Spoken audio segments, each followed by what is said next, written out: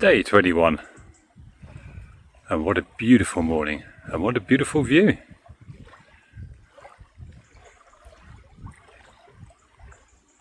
The weather does now seem to have broken, and hopefully we're in for a run of hot and sunny days. This little municipal camp filled up quite rapidly last night.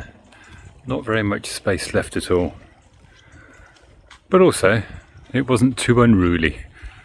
Total silence by 10 o'clock. We even had the joy, take it or leave it as to how you want to interpret that, of someone playing a saxophone on one of the boats moored out behind me. I think it may have been a birthday celebration.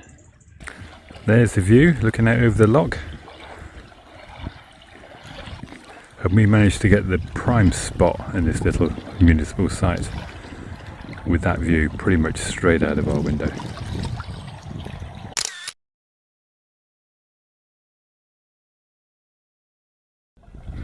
We've got this little chap resting on the walkway up to the second pier. I'm guessing he's looking for his breakfast. He won't like me, so he won't hang around too long.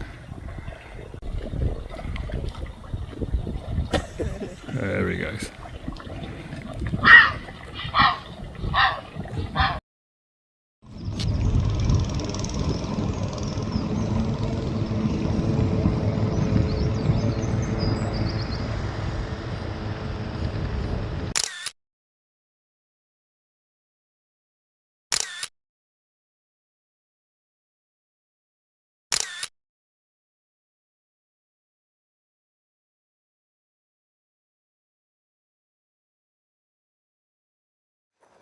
We've left our little spot down at Carbost, as I now know it is pronounced, having spoken to some locals this morning.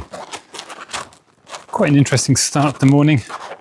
Both Karen and I have been talking to various members of the community committee that have organised the camp spot where we stayed. Yeah, just generally a very interesting chat. We've also got an ex-tugboat, big old beast, that they use for general maintenance, and I got a little tour of the engine room. Very blokey thing to do, of course. Karen didn't want to come on because she's not a bloke. We were driving up towards Dun Beab, and then we saw a sign for a Broch, and we do like a Broch. In fact, we haven't seen a Broch since last time, so we've jumped out of the car. We're going to walk up to this Broch. Dun Beab Broch. Apparently it's a 300-metre climb. Doesn't look like a 300-metre climb, but we're doing it anyway. The weather is clearly phenomenal for Scotland. Sunny and warm. And we'll take that, because we've not seen a lot of that at all. I am covered up, because we're in Midge country, man. Karen is not covered up, because the midges don't like her. They've got me to feast on instead.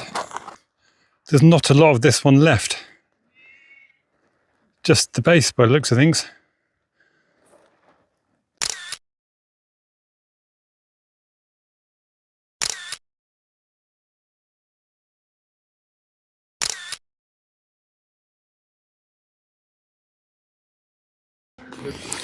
I am being mobbed by flying thingies. Not midges, they're too big.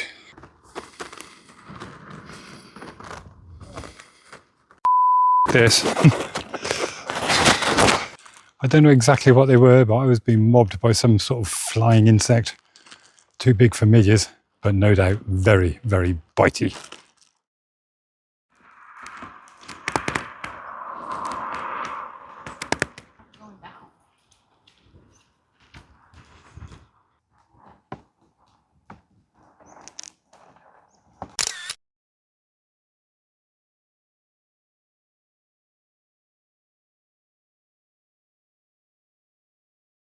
We're at Neist Point. Actually, it's over to our left, not behind us, although the view behind us is spectacular. The drive here, although through some epic country, was actually quite painful because there's a single track road all the way. And clearly this is a very popular spot. There we go. No pain, no gain. Let's go and check out the lighthouse. Neist Point is in fact the most westerly point of the Isle of Skye. Another room with an unbeatable view. We're going to make this home for the night, so we get to look at that in the morning. And at some point, not just yet, because it is way too hot, 24.5 degrees according to the van, we're going to take a stroll out to the lighthouse.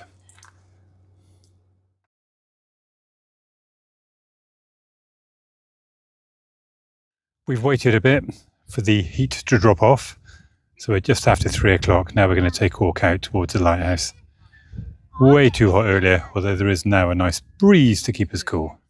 The lighthouse is beyond that headland you can see there behind me. What an amazing place. That's quite a view. And the old zip wire there behind Karen, which I guess was used with the winch that's there behind me. Somewhat rusty and worn out now.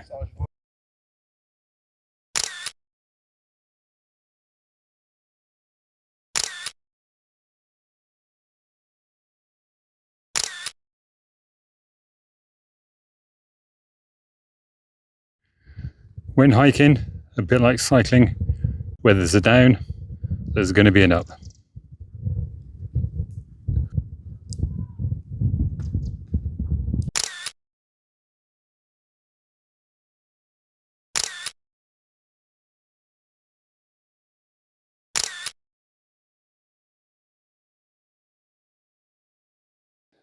Just check out the colour of that water.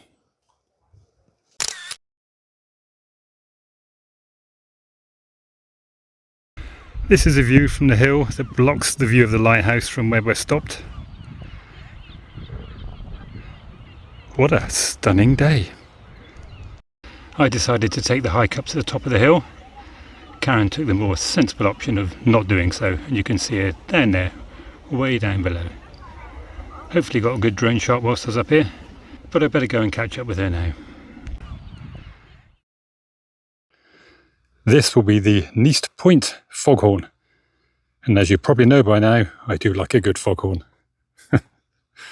Unlike the one at, wherever it was the last one we saw, this one has not been painted, but also, like the last two, no longer in use, which is a shame.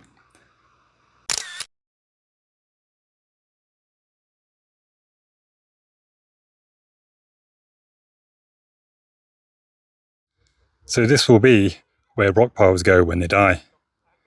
There are hundreds of the bloody things. Where's that miserable sod from up north who knocks them all over? We need to get him up here.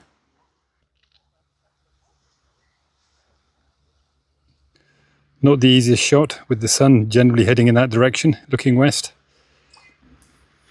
I challenged Karen to go and add to that one. She sensibly declined.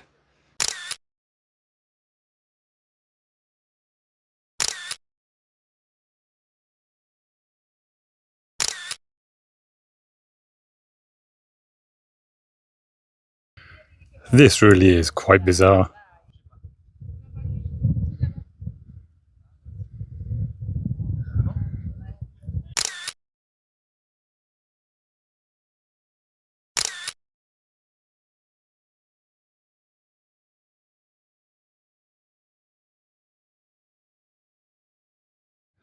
We got back from our cool little walk to the lighthouse and the cemetery for rock piles, or rock stacks, whatever you want to call them. And when we got back to the van, it was midge hell. It was absolutely awful. We went out for a bit of a wander around to try and escape them, but no joy. They were everywhere. So we locked ourselves in the van, stuck on the air conditioning on full blast. And had a game of Scrabble.